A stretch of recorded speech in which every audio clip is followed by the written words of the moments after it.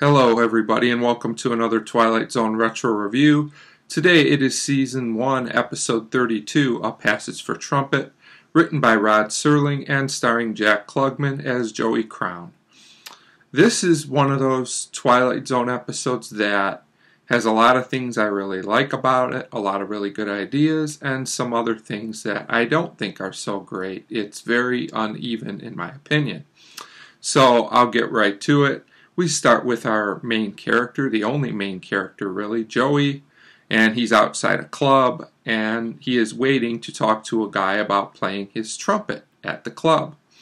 The guy tells him he can't use him and that last time he played he messed everything up.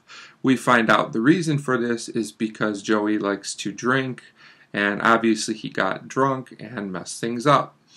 So then we get this long speech by Joey about playing and about how he actually plays better when he's drunk, which is strange and interesting, but this could have been done in a shorter amount of time. This seems very padded to me. So then we get more opening narration after that, and wow, that's a long opening. That's like the whole thing is the opening of the episode. I think it's like 5 or 6 minutes long. You can already tell this episode is very padded. So after this, we go to a scene where Joey goes to sell his trumpet, and he's supposed to get $8.50 for it. And you can tell he's reluctant to do this, but he decides to do it. Now, something I thought was humorous and a nice touch was he then looks in at the window, and the shopkeeper has put a price of $25 on it after he got $8.50. I thought that was amusing, and that actually comes back to play at the end of the episode, which is one of the things I really liked about it, that kind of detail. So then Joey's walking, and he gets hit. And so that's where we get to about the halfway point of the episode because the opening was so long, too long in my opinion. But then he gets up and he talks to an officer and tries to act like none of it was his fault. The only thing is the officer completely ignores him.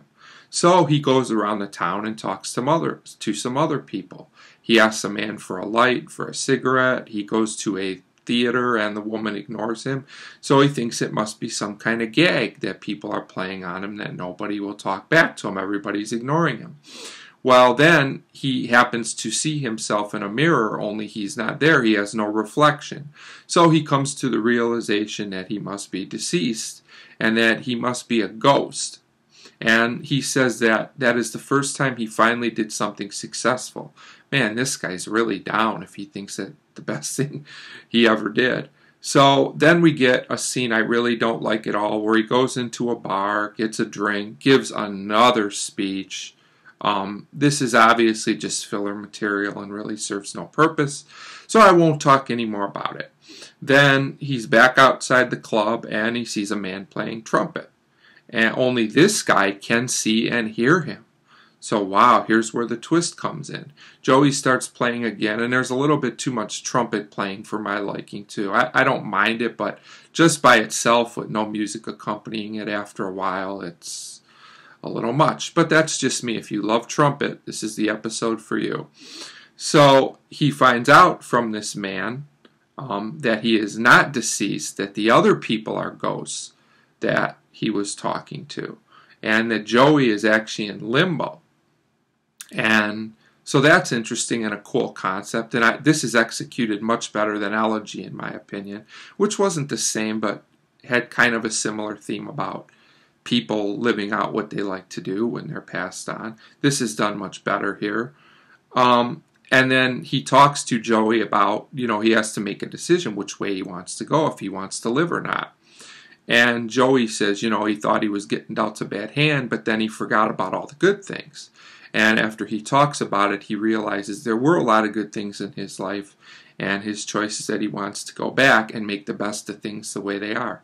A great lesson for anyone, I would say, and I really like that part of the episode. That really helps the episode a lot in my eyes. So then we go back to the scene where he gets hit. It turns out he was just grazed. He gets up because he decided he wanted to live.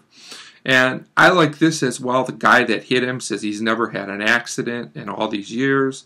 And the guy gives him money to forget about the whole thing.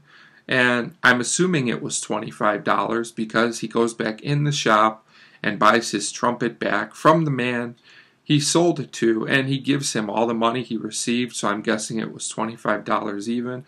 And that also means that this guy made a pretty big profit. He gave him $8.50 to start and got $25.